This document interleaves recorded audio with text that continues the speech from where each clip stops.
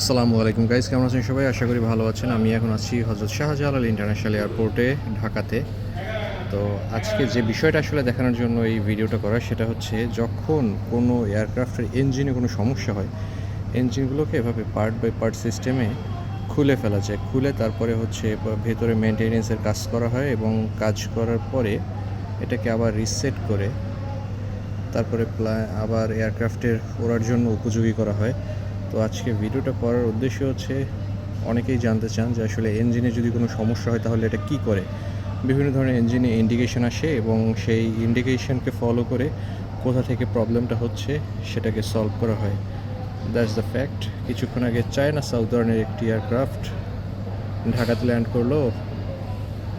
এটা হচ্ছে মূলত চায়না সাউদার্নের এয়ারক্রাফট, কিন্তু থাই এয়ারওয়েজের হয়ে এটা ফ্লাইট পরিচালনা করছে। That's why logo, sorry, this one is the Thai Airways, আর এটা চায়না সাউদার্নে ছিল।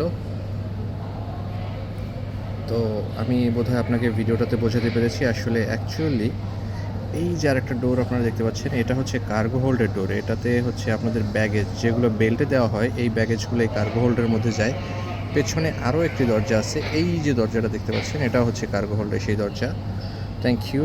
আমি বিস্তারিত আপনাদেরকে মোটামুটি ইঞ্জিনের সম্পর্কে ধারণা দিলাম। ভালো থাকবেন সবাই। আল্লাহ হাফেজ।